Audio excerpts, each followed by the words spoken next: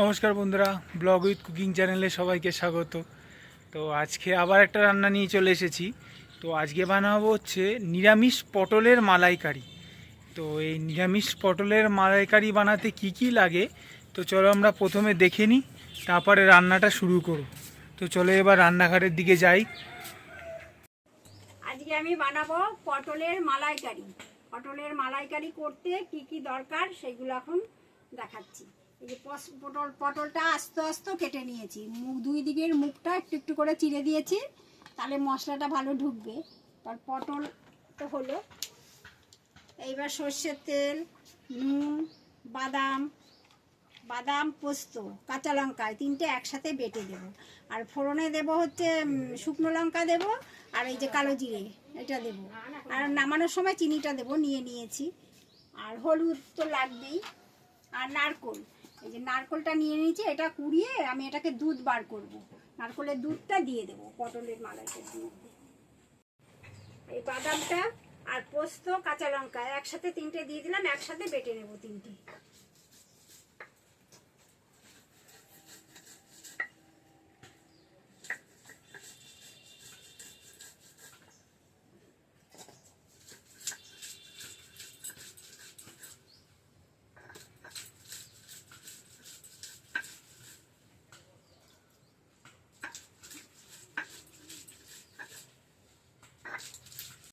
এইবার ওই পোস্ত বাদাম কাঁচা লঙ্কা এই তিনটি বাটা হয়ে গেছে। এখন আমি নারকেলটা কুড়িয়ে নেব। নারকেলটা কুড়িয়ে দুধ বার করব। কুড়িয়ে রাখি আগে।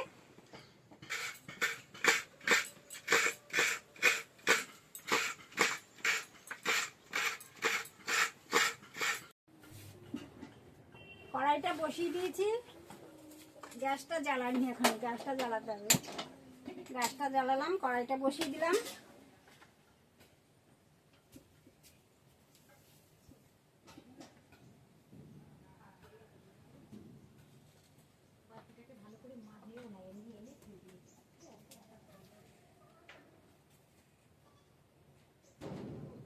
কড়াইটা গরম হয়ে গেল, এবার আমি সরষের তেলটা দিয়ে দেবো।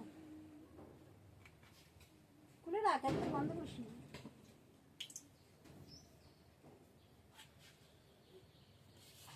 এবার পটলটার মধ্যে আমি লবণ আর হলুদ মাখিয়ে নেব। হলুদ একটু লবণ মাখিয়ে নেব।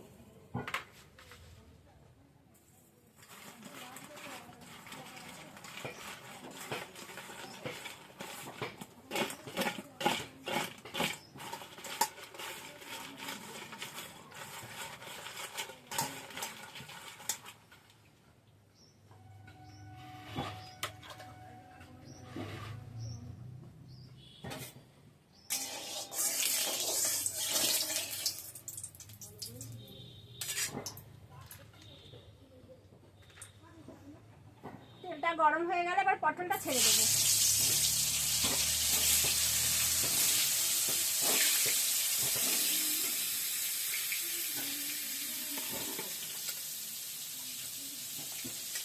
পটলটা ভাজা হতে থাক। পটলটা ভাজা বসিয়ে টমেটো ছেড়ে আসছে।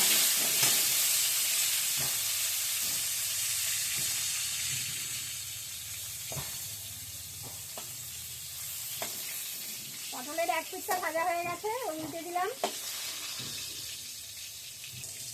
এত রোদ উঠেছে বাইরে, গরমে আবার টেকা যাচ্ছে না।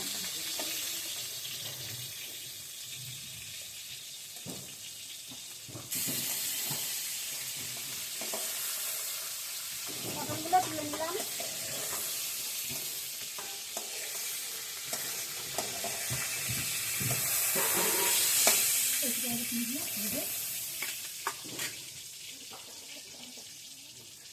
আর একটু তেল দিয়ে দিলাম।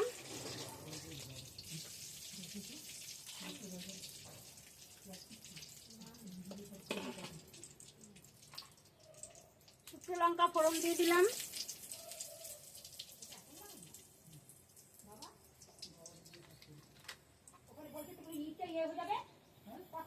আর কালো জিরা দিয়ে দিলাম।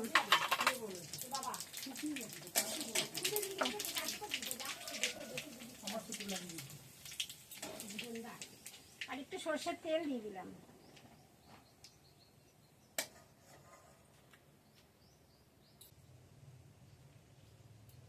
এবার পোস্ত আর কাজু বাদাম বাটা আর কাঁচা লঙ্কা একসাথে এই বাদাম বাটাটা দিয়ে দিলাম। বাদাম পোস্ত কাঁচা লঙ্কা একসাথে দিয়ে দিলাম।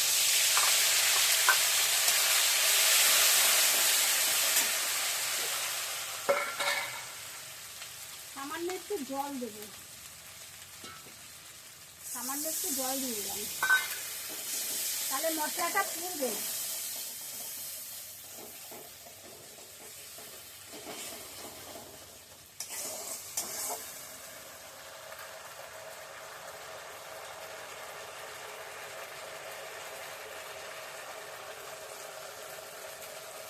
হলুদ দেবো, হলুদটা কম দেবো, একটু সাদা সাদা হলেই ভালো লাগে। লবণ দিয়ে দিলাম।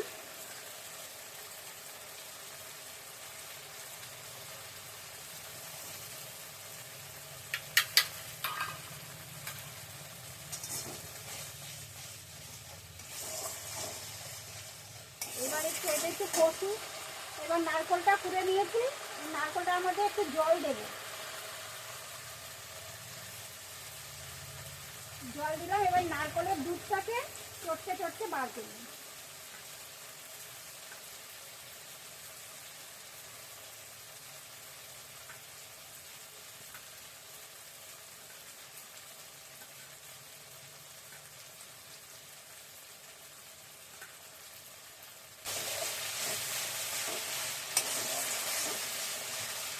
পোস্ত আর বাদাম বাটাটা কষে গেছে, এখন আমি নারকেলের দুধটা এর মধ্যে ঢেলে দিলাম।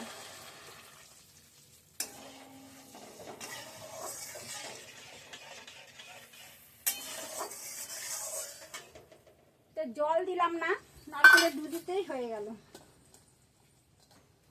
একটু দুধটা একটু চিপে চিপে বার করি, বার করে একটু দিয়ে দিই।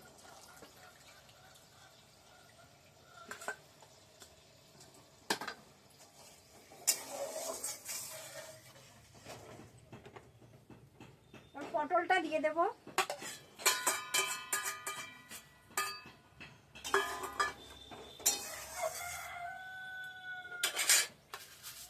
একটু মিষ্টি দিয়ে দেবো এর মধ্যে।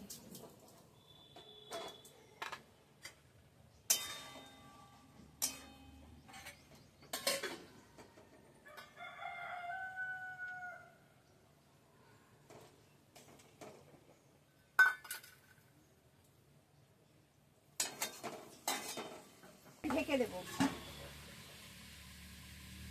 গ্যাসটা একটু কমিয়ে দিলাম।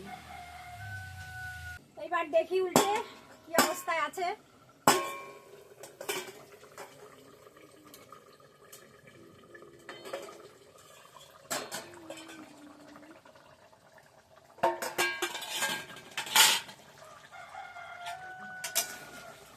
নাড়া দিয়ে দেখি।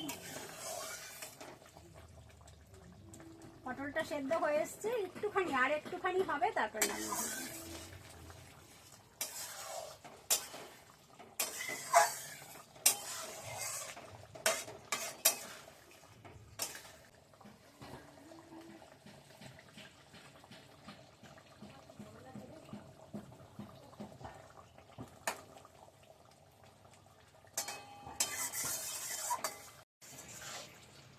পটলের মালাইকারিটা তৈরি হয়ে গেছে, এবার আমি নামিয়ে নিলাম।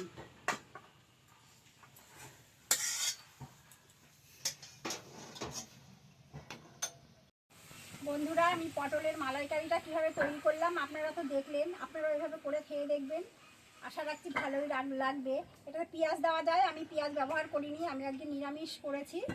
আর যদি আপনারা এইভাবে করে খেয়ে আপনাদের ভালো লাগে, তাহলে একটু সাবস্ক্রাইব করে আমাদের পাশে থাকবেন, লাইক করবেন, কমেন্ট তো করবেন, কমেন্ট না করলে ভালো লাগে না। আর আমাদের বন্ধু হয়ে আমাদের পাশে থাকার চেষ্টা করবেন। ধন্যবাদ।